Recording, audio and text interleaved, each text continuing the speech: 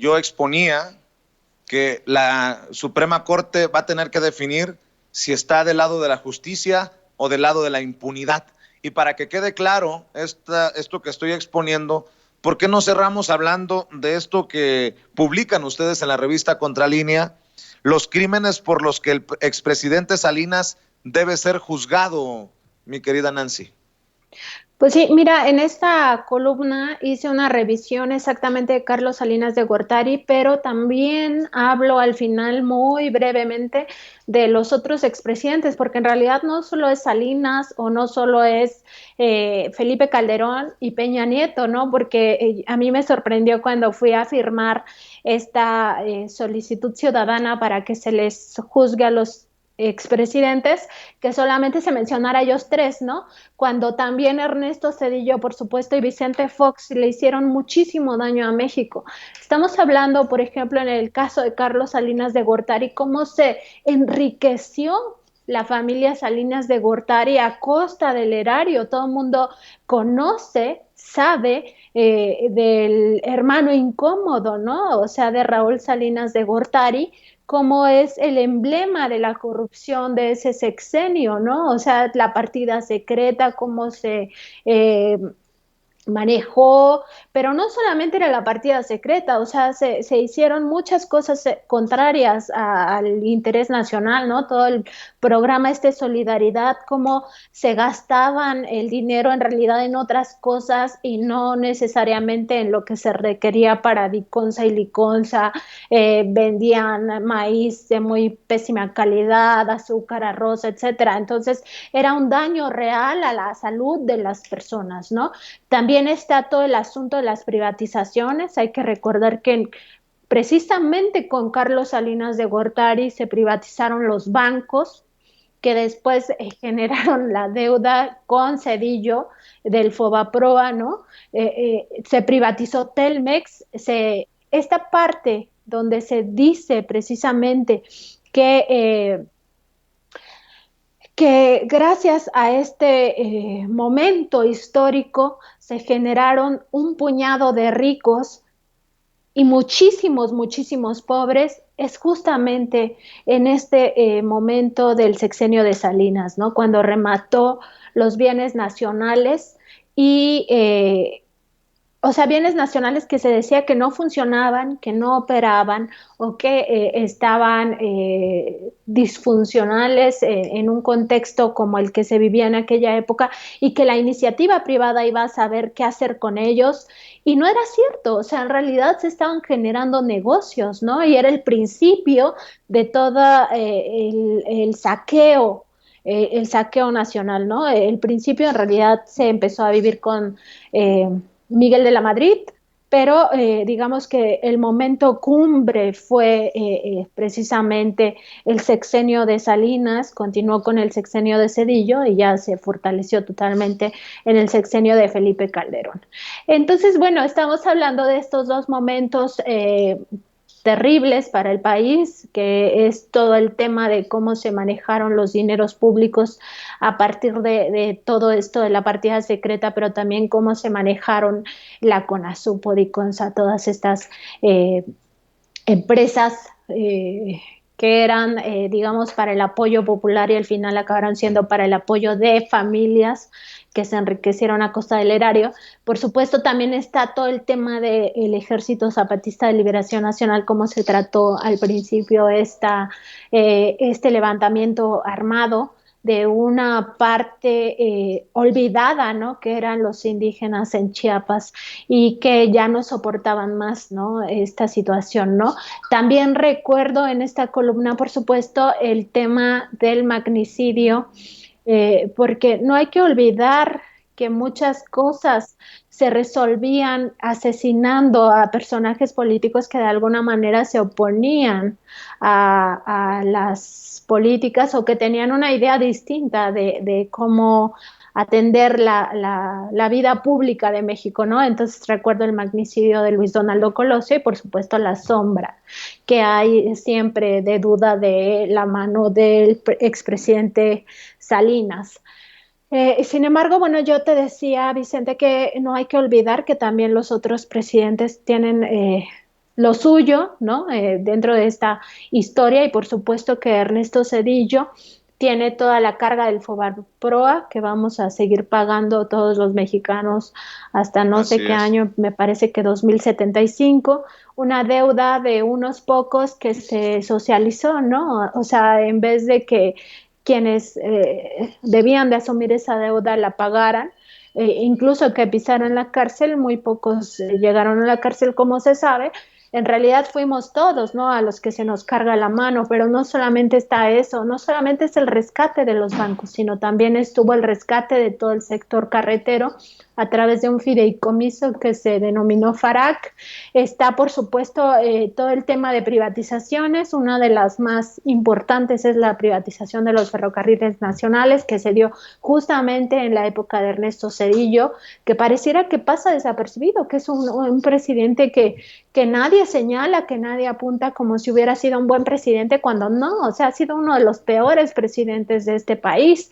En su sexenio ocurrieron dos masacres terribles, la masacre de Acteal y la masacre del Charco, que no debemos de olvidar, son crímenes de lesa humanidad que se les achaca al gobierno, o sea que el gobierno tiene ahí una sombra de duda de qué tanta participación tuvo en esto, sobre todo, bueno, en el caso del Charco, donde sí hay ya aprobada la participación del propio ejército, de elementos del ejército en este crimen, ¿no? En el caso de Acteal se habla de grupos paramilitares que fueron entrenados precisamente por el aparato estatal y además que operaban y siguen operando en Chiapas lamentablemente con digamos la tolerancia cuando menos de las autoridades federales.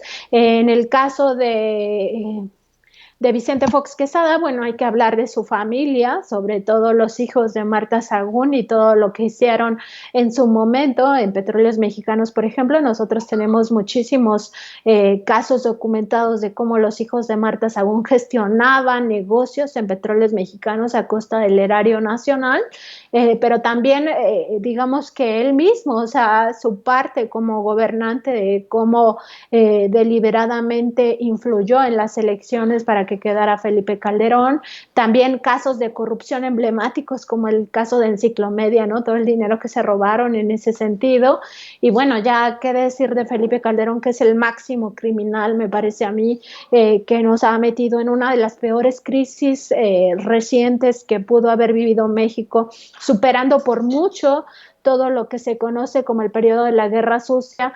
A partir de que Felipe Calderón tomó el poder, por supuesto que se generó una crisis humanitaria de la que no podemos salir, con matanzas, ejecuciones, desapariciones forzadas, torturas, miles y miles de personas que vieron violados sus derechos humanos a grado tal de perder la vida, no todas las fosas clandestinas, todo el asunto de cómo se masacró a los migrantes. En ese momento, digamos que se permitió o más bien se hizo uso del crimen organizado para masacrar a los migrantes.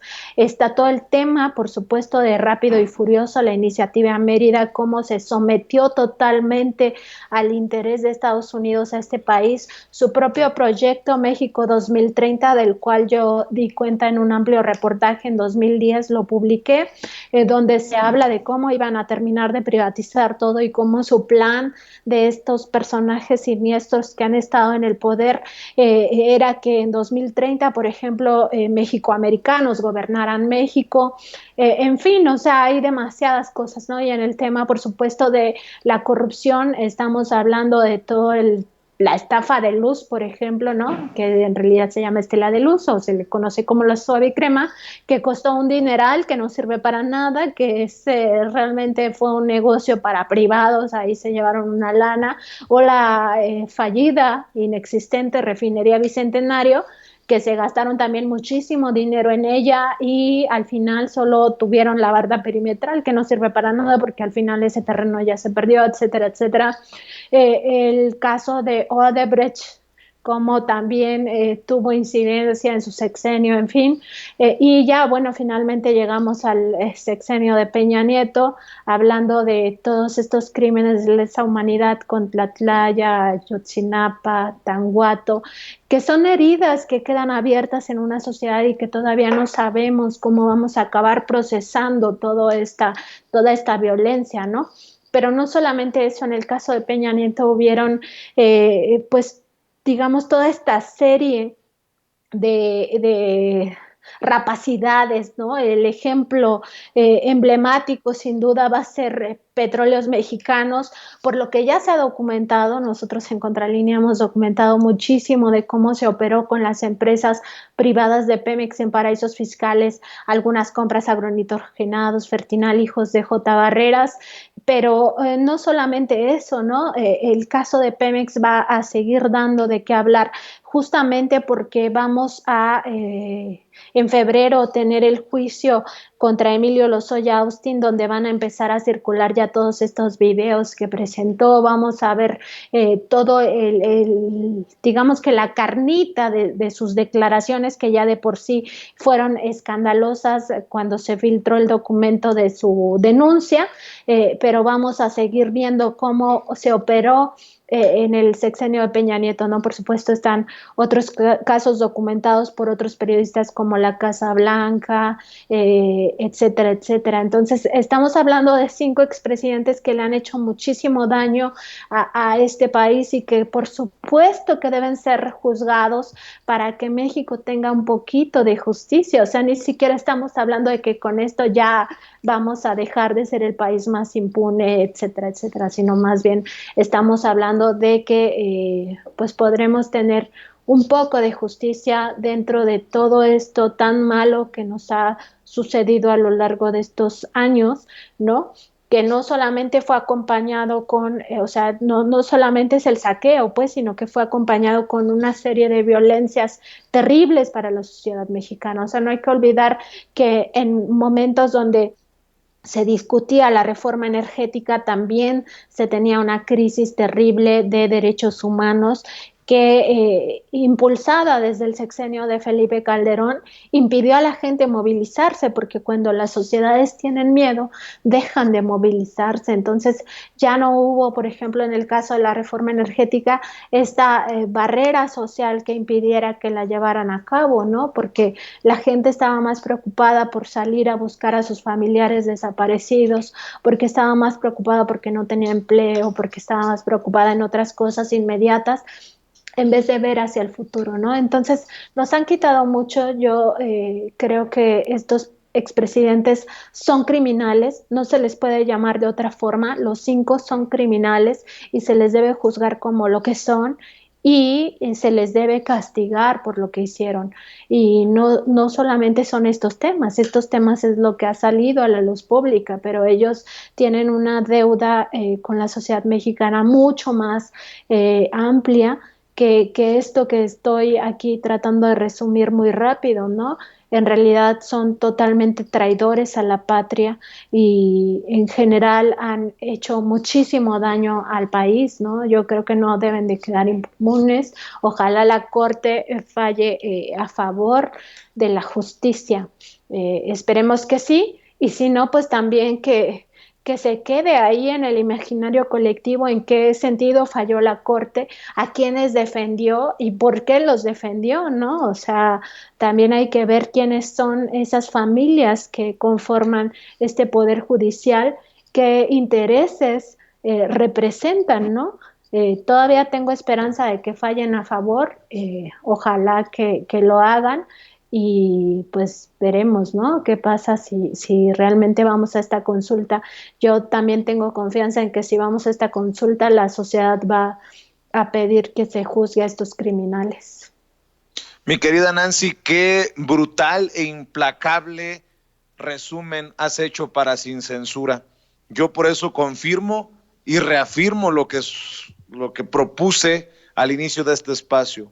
La Suprema Corte de Justicia de la Nación el 1 de octubre tendrá que definir si está del lado de la justicia o está del lado de la impunidad. Y no quiero abusar de tu tiempo, Nancy, pero también vi que